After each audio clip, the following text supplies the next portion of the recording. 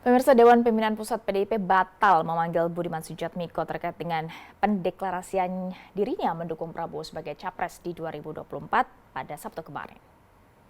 PDI Perjuangan batal mengumumkan nasib keanggotaan Budiman Sujatmiko usai menyatakan dukungannya terhadap Prabowo Subianto sebagai bakal calon presiden dari Partai Gerindra. Saat ini PDIP mengaku lebih mengutamakan persiapan serta elektabilitas Ganjar Pranowo sebagai capres 2024 mendatang. Sebelumnya beredar informasi jika PDIP akan menggelar jumpa pers soal status Budiman yang telah secara terang-terangan mendukung Prabowo sebagai capres di 2024. Dari Budiman Sujatmiko. Tim Liputan B-Universe. Meski menegaskan tak ada yang salah dalam silaturahmi. Ya, kita bahas bersama Direktur Eksekutif Parameter Politik Indonesia, Mas Adi Praitno. Mas Adi, selamat sore. Selamat sore, Stefani. Ya, Mas Adi, jadi menurut Anda apa yang membuat PDIP akhirnya batal mengumumkan nasib Budiman Sujatmiko padahal sudah terang-terangan menyatakan dukungannya terhadap baca pres dari partai lain? Sepertinya PDIP mencoba untuk melakukan mediasi semacam ajang klarifikasi kepada Budiman Sujatmiko untuk menjelaskan kepada publik, terutama kepada PDIP, apa sebenarnya maksud dan makna dari deklarasi dukungannya kepada Prabowo Subianto yang kemudian membuat teman-teman PDIP itu kan bereaksi cukup keras ya. Awalnya kan opsi bagi Budiman cuma dua, mundur atau diberhentikan. Tapi per hari ini misalnya rasa-rasanya PDIP mengurungkan niat itu dan lebih ingin memanggil Budiman Sujatmiko tentu untuk dimintai klarifikasi dan keterangan. Berarti Apa menurut Anda maksud akan dari ada opsi lain, pernyataan? Mas Adi?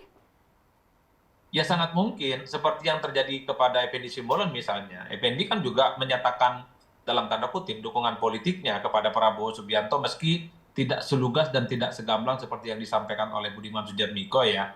Tapi setelah ada klarifikasi, ada mediasi, ada pertemuan, sejak saat itulah kemudian Effendi Simbolon terus menyatakan tegak lurus kepada partainya, kepada PDIP dan tidak akan mengulangi perbuatannya. Kan itu yang kemudian muncul ke publik. Tapi kan Mas Adi Jangan-jangan sebelumnya setelah juga ada Budiman Sujatmiko sudah dipanggil juga waktu pertama kali bertemu dan ada pernyataannya juga yang kemudian membuat dia dipanggil oleh Dewan Kehormatan PDIP.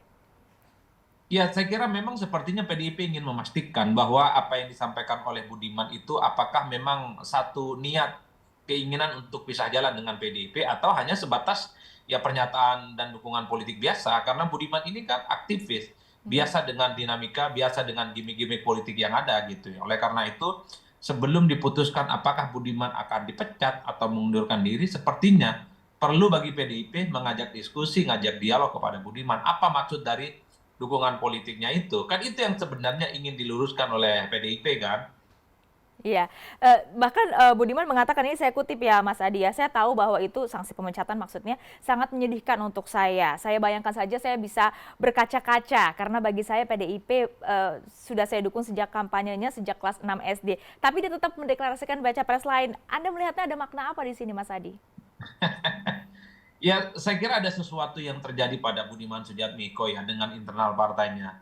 Mungkin persoalan bagaimana treatment ataupun posisi Budiman yang saat ini mulai tidak kelihatan terlampau signifikan ya. Dalam konteks itu perlu sepertinya Budiman ini khusus untuk mendapatkan perhatian ya dari teman-teman PDIP untuk terus dijadikan sebagai sosok penting, figur penting, terutama menuju 2024. Artinya peran-peran Budiman ini sebagai aktivis, sebagai politisi yang cukup lama, harus juga dilihat dan difungsikan gitu loh Mbak. Oleh karena itu saya membaca dalam tanda kutip, jangan-jangan dukungan Budiman kepada Prabowo ini hanya sebatas kegenitan politik biasa, supaya PDIP misalnya memperhatikan secara serius posisi Budiman yang saya kira memang punya portofolio politik yang cukup panjang, baik sebagai aktivis ataupun sebagai kader PDIP. Oleh karena itu tidak mengherankan kalau PDIP misalnya per hari ini kelihatan mulai mengurungkan niatnya untuk memberhentikan atau meminta Budiman untuk mundur dari partainya. Itu artinya ini sepertinya ada forum klarifikasi, ada forum mediasi yang disediakan oleh PDIP kepada Budiman untuk menjelaskan maksudnya apa. Kalau memang Budiman tidak bisa ditahan, kalau Budiman misalnya tidak bisa direm, misalnya ingin pisah jalan, bukan tidak mungkin bagi PDIP akan memberikan sanksi yang tegas. Karena bagi PDIP, siapapun yang merasa kader PDIP, entah itu kader biasa, entah itu elit, entah itu pejabat publik, kalau sudah tidak tegak lurus, kalau sudah berbeda dengan partainya, pastinya akan diberikan sanksi tegas oleh PDIP.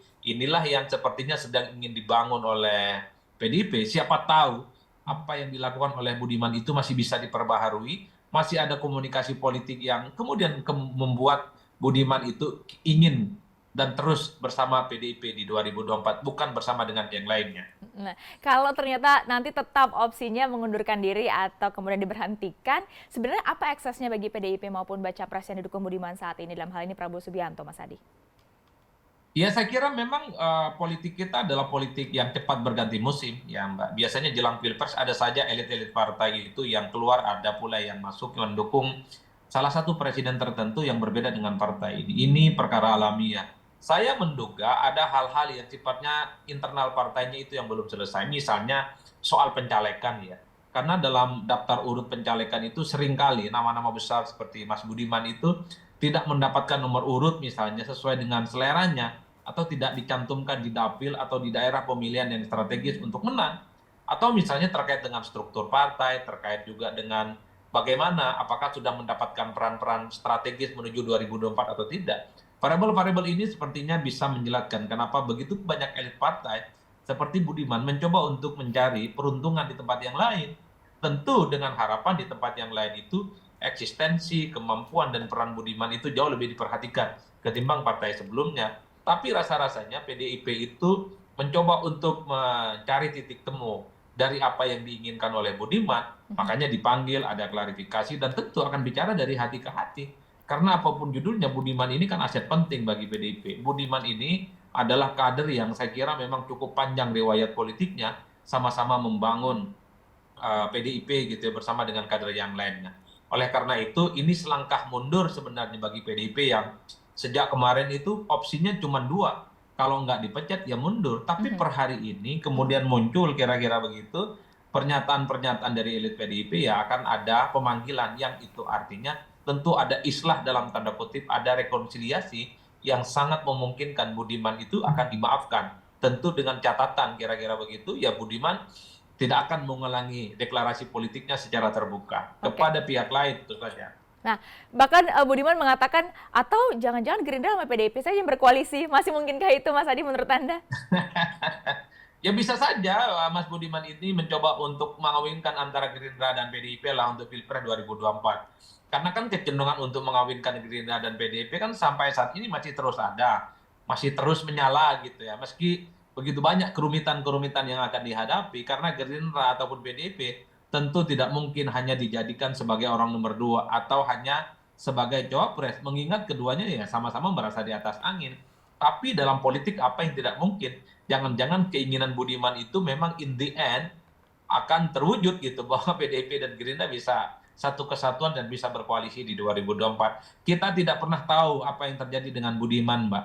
Jangan-jangan ini hanya semata orkestrasi politik biasa yang tujuannya adalah bagaimana untuk mempertemukan PDIP dan Gerindra berada dalam satu kolam koalisi politik di 2024. Baik, supaya bisa bersama. Baik, kita tunggu nanti apakah ada opsi lain juga dari PDIP kepada Budiman Sujatmiko. Terima kasih Mas Adi sudah bergabung bersama Berita Satu Utama.